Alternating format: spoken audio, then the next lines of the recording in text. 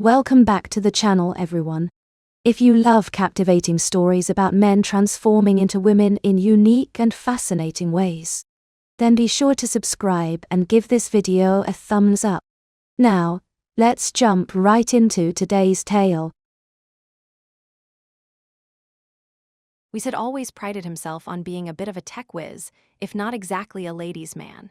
His apartment was a museum of gadgets, wires, and discarded pizza boxes, a bachelor pad that screamed, "I care more about RAM than romance." 3 monitors dominated his desk, each displaying a different tech forum where he'd spent countless nights debating the merits of quantum computing over actual human interaction. So when his buddy Phil, the only friend who matched his tech obsession but somehow managed to maintain a social life, barged in with a sleek metallic case tucked under his arm, Weiss barely looked up from debugging code. "Earth to Weiss," Phil called, dropping the case on the coffee table with a dramatic thud. "I come bearing the future of entertainment, and you're staring at semicolons." Weiss swiveled in his chair, eyebrow raised. "Last time you said that, it was a toaster that played the Star Wars theme." "Which was awesome," Phil countered, flipping open the case to reveal what looked like a second skin made of iridescent material. "But this is revolutionary. The Neurotech immersion suit, only 12 in existence." Weiss whistled, moving closer. "How'd you score this, Robotech convention?" "My cousin works for the dev team. They need beta testers who won't sue if things get interesting." Phil winked, unfolding the suit. It shimmered under the apartment's fluorescent lights like oil on water. "Define interesting," Weiss said, already reaching for the material. It felt like silk but with an electric current humming beneath. Phil shrugged, barely skimming through a digital waiver on his tablet. "Oh, you know, the usual. Untested neural interfaces, unexpected side effects, temporary sensory displacement. Nothing major." "Temporary sensory what now?" Weiss asked, but Phil was already thrusting the tablet at him. "Just sign here, and here. Congratulations. You've legally agreed that growing a third eye would be a foreseeable outcome." We scanned the document, catching phrases like cross-neural mapping and identity flux calibration. His common sense waved red flags, but his inner tech geek was already doing cartwheels. "This better not scramble my brain," Weiss muttered, scrawling his signature. "I've got a coding interview next week." Phil clapped him on the shoulder. "Worst case, you end up with a headache, or learn to speak fluent dolphin. Best case, you experience something that'll make every other game feel like Pong." "Fine," Weiss conceded, grabbing the suit. "But if I start spontaneously quoting dolphin poetry, you're explaining it to my mother." The suit was surprisingly easy to put on, too easy, like it was eager to embrace him. It adjusted to his lanky frame, tightening around his chest and loosening at his shoulders. "It's analyzing your biometrics," Phil explained, tapping on a tablet. "Neural mapping, muscular structure, the works." "That tickles," Weiss commented as the suit sent tiny vibrations across his skin. "Feels like ants doing the conga line." "That's just the interface calibrating. Wait till you feel the haptic feedback during combat." Phil wiggled his eyebrows suggestively. "Or other activities." "Please tell me this isn't just elaborate VR porn," Weiss groaned. Phil looked offended. "It's a comprehensive reality simulator with unlimited potential applications. That happens to include extremely realistic sensory feedback." Weiss deadpanned, pulling the helmet over his head. It sealed with a soft hiss, and the world disappeared. Darkness gave way to a loading screen so crisp and vibrant it made reality seem like a bad photocopy. "Welcome to Neurotech Immersion," purred a voice that managed to sound both professional and seductive. "Please select your experience parameters." A menu materialized, floating in digital space. Phil's voice came through, slightly tinny. "Go to avatar selection first. That's where the magic happens." Weiss navigated through the interface, impressed by how the menus responded to his thoughts almost before he could form them. The avatar selection screen appeared, displaying the usual suspects. A hyper-muscled space marine whose biceps had biceps, a ninja who looked like he shopped exclusively at Hot Topic, and a wizard whose robes did little to hide his improbable physique. "Typical male power fantasies," we snorted. "Where's the realistic dad bod option?" "Scroll right," Phil suggested, amusement evident in his voice. Wheeze did, passing through elves, dwarves, and what appeared to be a sentient cactus, before stopping at an option labeled Mystery Randomizer with a spinning question mark. "What's this do?" Wheeze asked, cursor hovering over the button. "Exactly what it sounds like," Phil replied, a suspicious note of anticipation in his voice. "Randomizes your avatar based on various factors." "Various factors," Wheeze repeated skeptically. "Why do I feel like you're not telling me something?" "Where's your sense of adventure?" Phil challenged. "It's just a game, man. Roll the dice."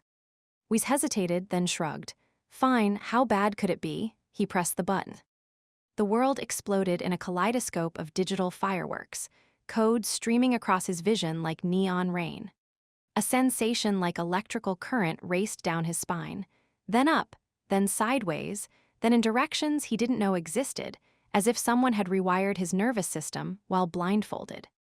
"Whoa," Wheeze gasped. "That's intense. Is it supposed to?" "Just the haptic feedback initializing," Phil assured him, voice suspiciously cheerful. "How do you feel?" "Like I just rode a roller coaster designed by a caffeinated squirrel," Wheeze replied, then froze at the sound of his own voice. It wasn't his voice. It was higher, softer, with a melodic quality that made his usual baritone seem like gravel by comparison. "Phil," he said slowly, the feminine voice sending shivers down his spine. "What the hell is happening to me?" "The mystery randomizer happened," Phil replied, not even trying to hide his amusement. "Just go with it, buddy. It's all part of the experience."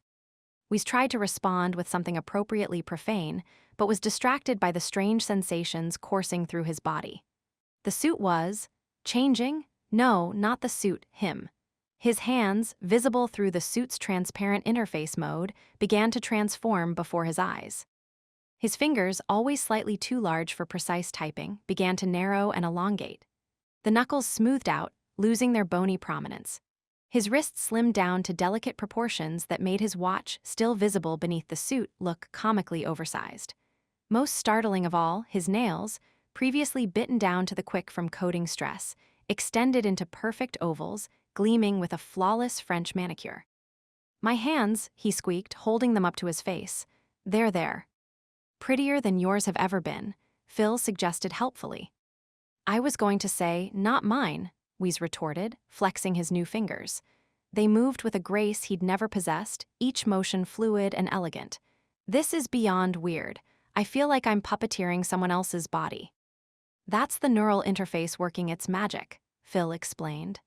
"The suit's not just changing your appearance, it's remapping your proprioception, your brain's awareness of your body in space." Wheeze tried to sit up straighter, but the suit constricted around him, holding him in place. "I can't move properly," he complained, then gasped as the transformation continued up his arms. His biceps, never impressive, but decidedly masculine, began to shrink and reshape. The muscle definition didn't disappear entirely, but softened into lean, feminine curves. His forearms slimmed dramatically, tapering to those dainty wrists that looked incapable of opening a pickle jar. "I'm losing muscle mass," he observed, watching his arms transform.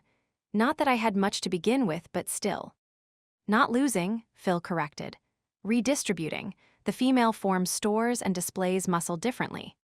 "Thanks for the anatomy lesson, Professor," we snarked, then sucked in a breath as the transformation reached his shoulders. The broad, squared angles that had defined his upper body began to slope downward, creating a more graceful line from neck to arm. His collarbones became more pronounced, delicate structures visible beneath increasingly smooth skin. We struggled for words. "Fascinating," Phil suggested. "Invasive," we countered, but couldn't deny a growing curiosity. "Also, weirdly comprehensive.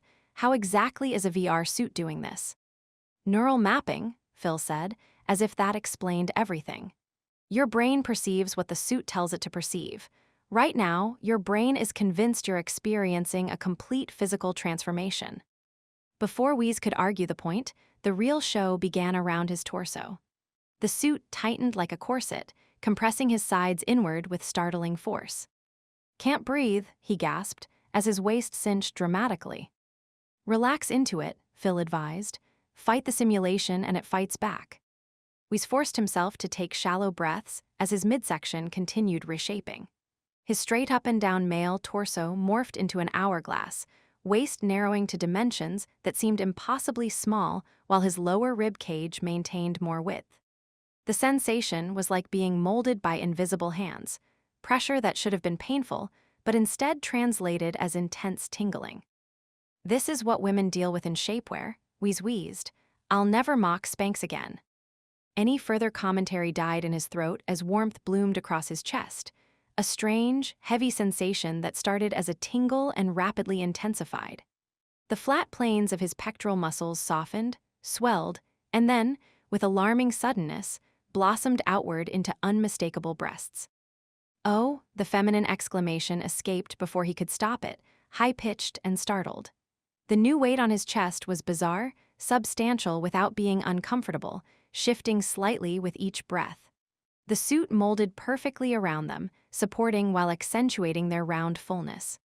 "Phil," we said, his new soprano voice strained, "I have boobs, actual boobs on my body." Phil's laughter was not helpful. "How do they feel?" "Weird, heavy, like I'm constantly wearing a backpack on my front." Weiss cautiously raised a dainty hand to touch one of his new appendages, then jerked it back when the suit responded with a burst of haptic feedback that sent an unexpected jolt of pleasure through him. "And sensitive. Jesus. The female body has more nerve endings in certain areas," Phil commented, sounding suspiciously like he was reading from a manual. "Again with the anatomy lessons," Weiss grumbled, trying to adjust to the new distribution of weight on his chest. "You could have warned me." And missed this reaction, not a chance. Weiss was about to deliver a scathing reply when the transformation surged downward. His hips, previously narrow and unremarkable, began to expand outward with alarming speed. The bones seemed to shift, widening his pelvis and creating a dramatic curve from his newly tiny waist. Simultaneously, his backside, which had always been flat enough to bounce quarters off, rounded and filled out, becoming plump and heart-shaped. "Oh my God," Weiss gasped, feeling the suit stretch to accommodate his new dimensions. "I'm built like an Instagram model. This is ridiculous." He experimentally shifted his weight and nearly toppled over as his new center of gravity asserted itself. His hips moved differently now, swaying with each minor adjustment in a way his male body never had. It was like learning to walk all over again, with weights distributed in all the wrong places. "The hip-to-waist ratio is quite something, isn't it?" Phil remarked. "Try walking." "I'm afraid to," Weiss admitted, but carefully rose to his feet. The movement felt entirely foreign, his new hips leading the motion, his shoulders naturally falling back to balance the weight on his chest. Each step involved a slight sway that was completely involuntary. "Is this why women walk like that? It's not a choice, it's physics." "One of life's great mysteries, solved," Phil chuckled. The transformation continued down his legs. His thighs, once straight and angular, filled out with soft curves, meeting at a gap that hadn't been there before.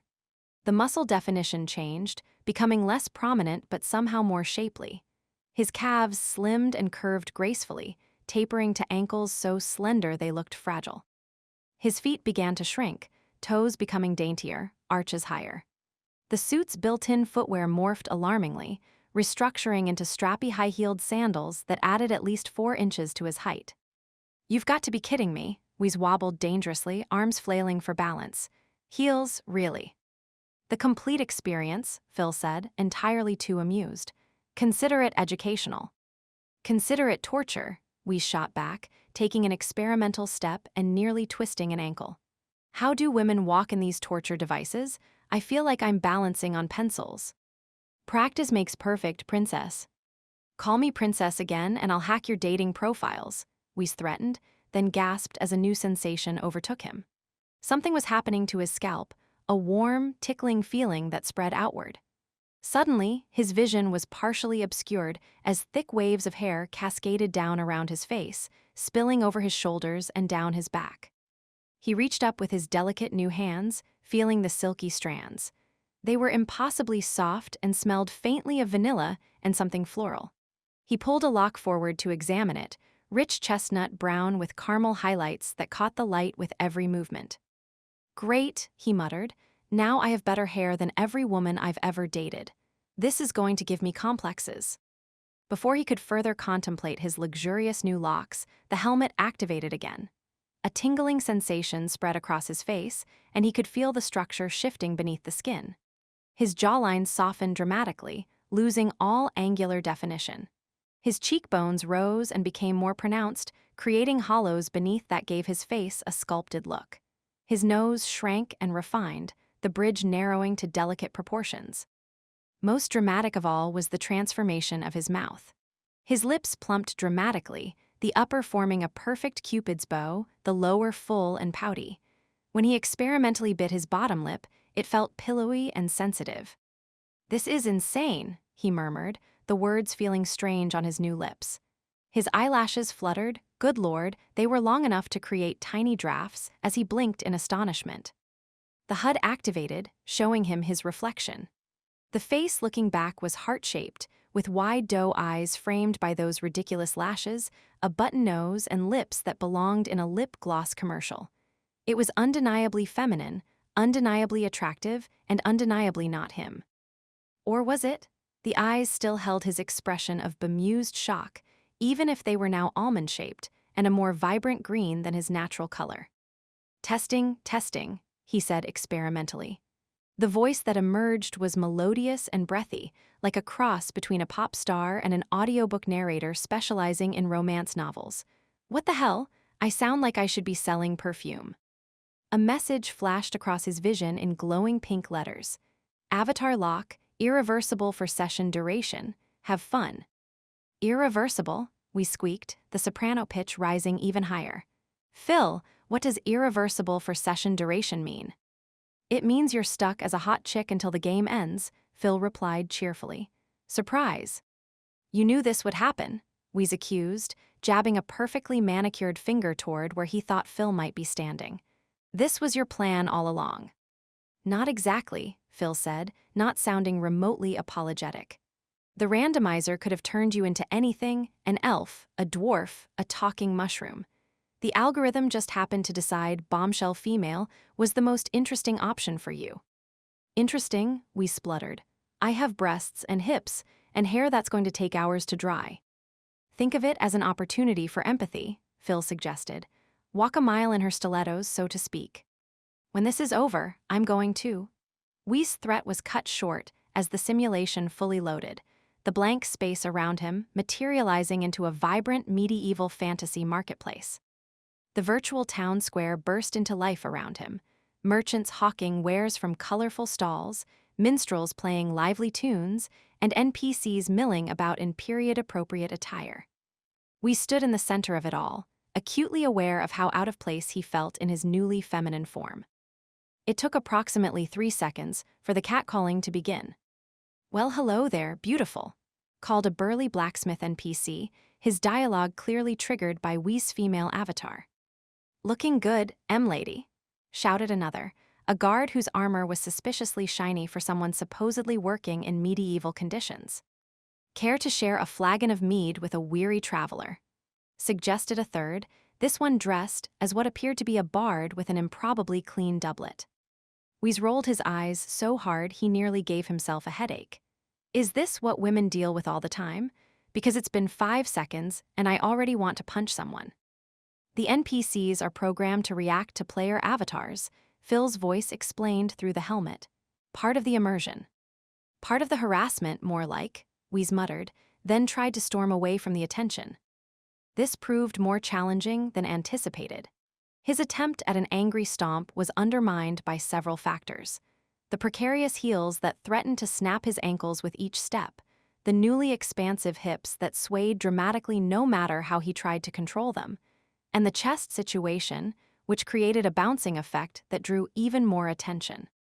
The end result was less furious exit and more runway strut, complete with hair swishing dramatically behind him.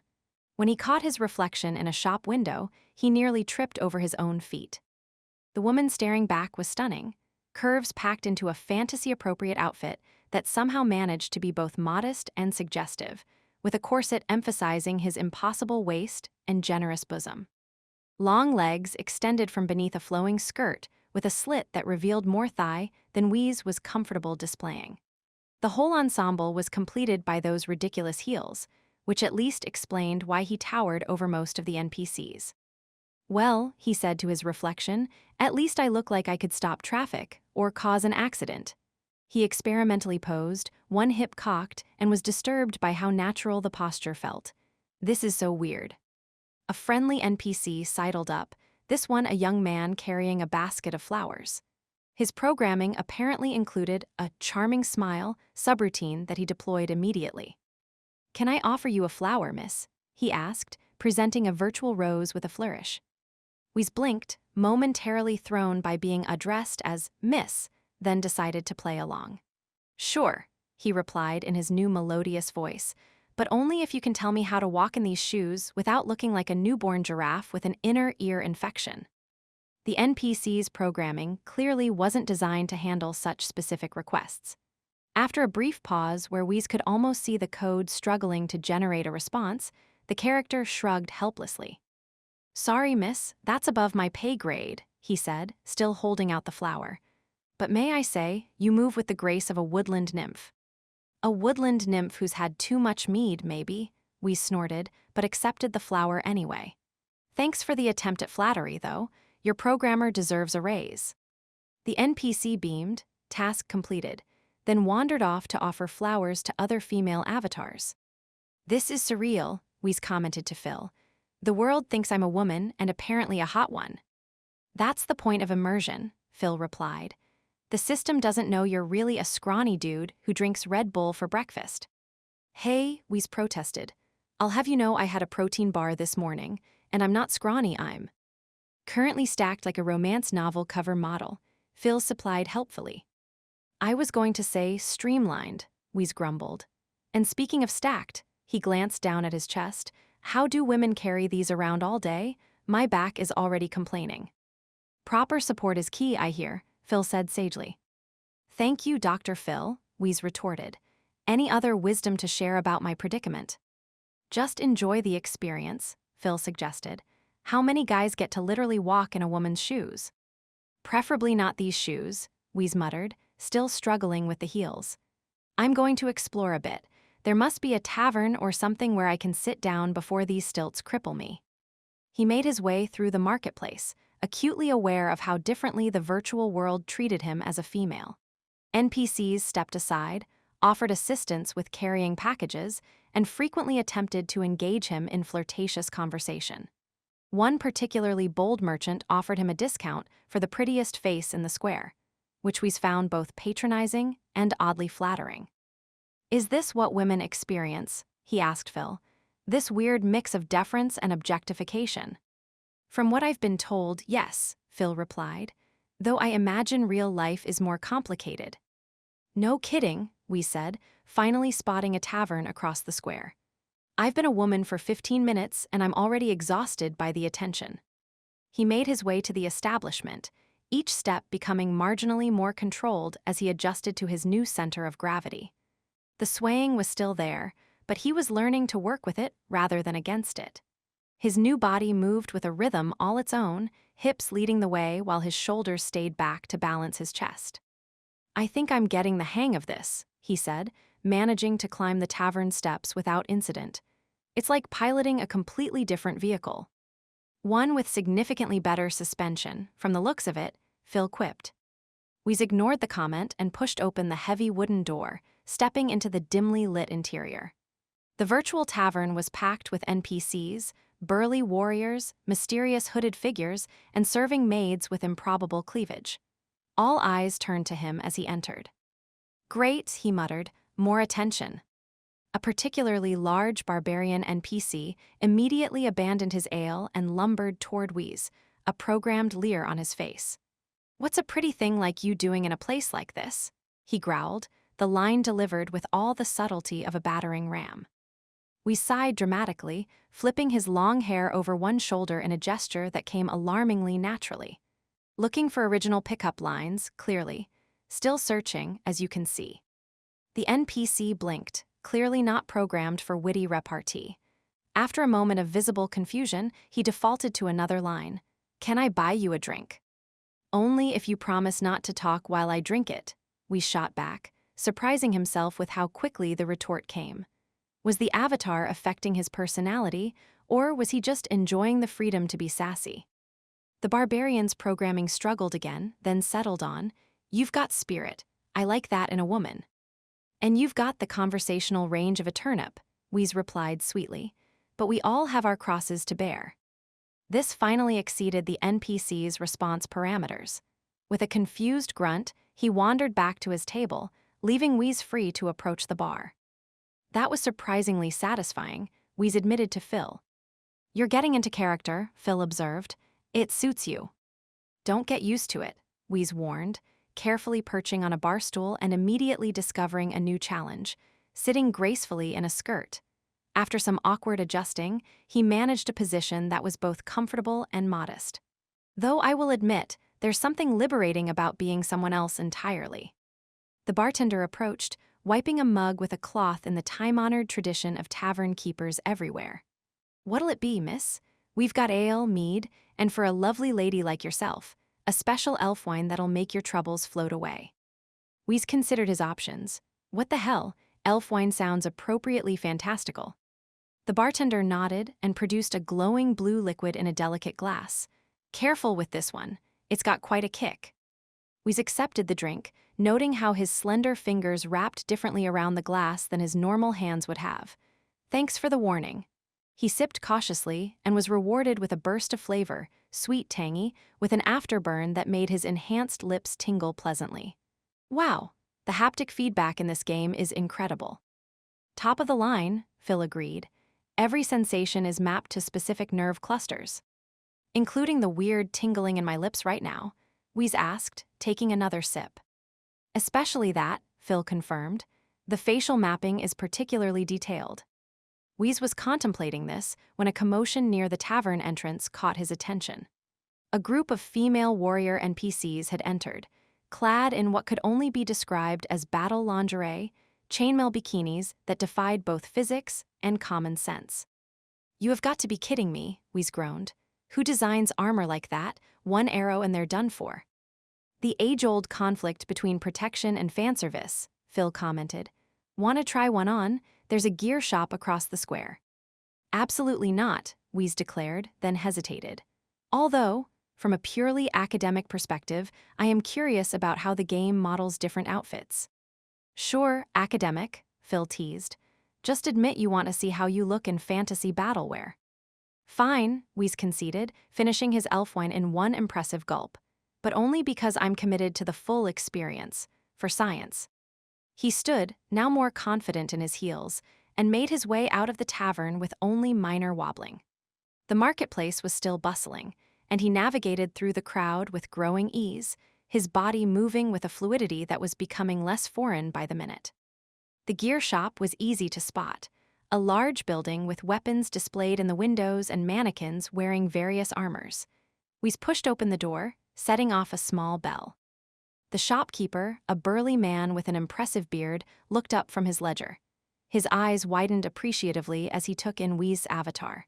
"Welcome, M-Lady, looking for something to enhance your considerable assets." Wheeze raised an eyebrow, mastering the expression of feminine disdain with surprising ease. "I'm looking for armor. You know, the kind that actually protects vital organs." The shopkeeper laughed heartily. Of course, though in my experience, ladies of your caliber often prefer our enhancement line." He gestured to a wall displaying the chainmail bikinis Wheeze had seen in the tavern.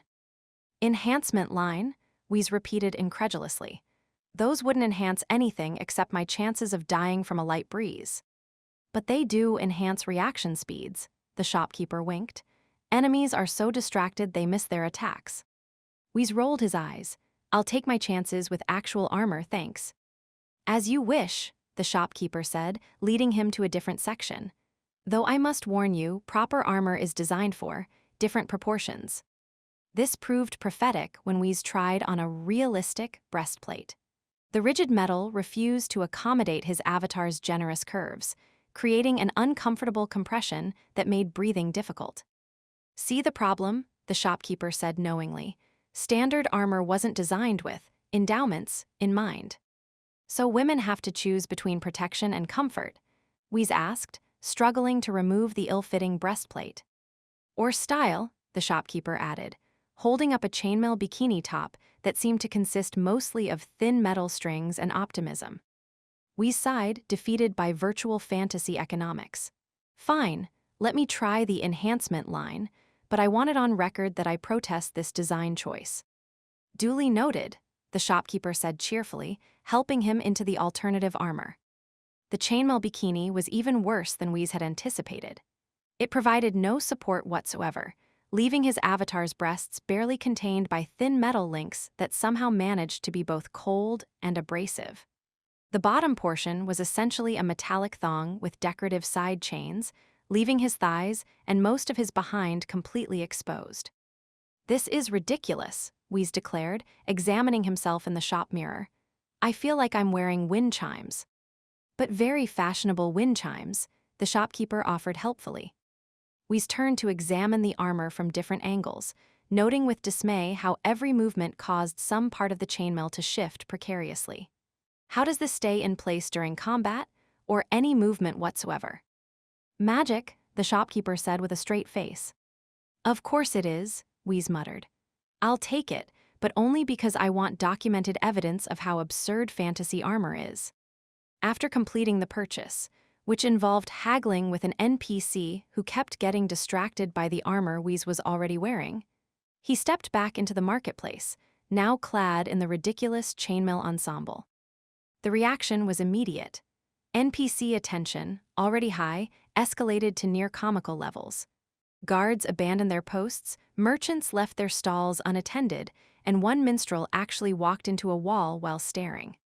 This is absurd, Weez complained to Phil, painfully aware of how exposed he felt. The chainmail offered no protection from either weapons or gazes and chafed in places he hadn't known existed until today. Is this really what male gamers want to see? The target demographic has historically had certain preferences, Phil admitted, though game design has evolved in recent years. Not evolved enough, Weez grumbled, trying to adjust the top portion of the bikini, which seemed determined to migrate in directions that would violate content policies. This is both impractical and cold. Why would anyone fight in this? To distract enemies, Phil suggested. The only thing being distracted is my dignity, Weez retorted. He continued exploring the marketplace, growing increasingly comfortable with his avatar's movement patterns despite the impractical armor. Hours passed in the simulation as he completed simple quests, interacted with increasingly predictable NPCs, and discovered the myriad ways in which being a female avatar changed the gaming experience. Some discoveries were merely annoying, like how many NPCs insisted on explaining basic concepts to him despite his character's indicated experience level. Others were more interesting, like how certain areas opened up to him that might have been restricted to male avatars, or how his persuasion checks seemed to succeed more often with certain characters. The most surprising discovery, however, was how quickly he adapted to his new form. The swaying hips, the shifted center of gravity, even the constant awareness of his chest, all became, if not natural, at least manageable. He found himself unconsciously adjusting his posture, tucking hair behind his ear with graceful gestures, and even mastering a withering glare that could silence the most persistent virtual suitor. I think I'm getting too good at this, he commented to Phil after successfully negotiating a quest reward with a flirtatious merchant. I just batted my eyelashes to get a better price. Voluntarily. Stockholm Syndrome, Phil diagnosed cheerfully. You're identifying with your captor. My captor being this impossible body, Weez asked, gesturing to his chainmail-clad form. Exactly, Phil said, though I notice you haven't requested to end the session early. Weez hesitated. It's educational, he finally said, and I might as well complete the experience since I'm already here. Phil said skeptically. Finally, after what felt like hours of questing, flirting, and adjusting chainmail, a message appeared in Weez's vision. Session duration complete. Prepare for extraction. Thank God, we sighed. As educational as this has been, I'm ready to go back to my normal self. The world began to fade, the marketplace dissolving into pixels. A tingling sensation, now familiar, spread through Wee's transformed body. The process reversed, curves receding, height adjusting, weight redistributing to his original proportions. It was like watching a video of his transformation playing backwards, each change undoing itself in precise sequence. His chest flattened, waist expanded, hips narrowed. His hands grew larger, voice deepened, hair retracted. Each change was accompanied by that same electrical sensation, less shocking now that he knew what to expect. When the process completed, he was back in his original body, the suit once again conforming to his male proportions. Weez removed the helmet with shaky hands, blinking in the relatively dim light of his apartment. His hair, his own short, slightly messy hair, was plastered to his forehead with sweat. His face felt strangely bare without the makeup his avatar had worn, and his body seemed awkwardly angular after hours of curves. Phil was sitting on the couch, tablet in hand, looking both amused and curious. "So," he said, grinning, "how was it?" We shot him a glare, standing on legs that felt strangely solid and stable after hours in heels. "You," he pointed accusingly, "are a terrible friend."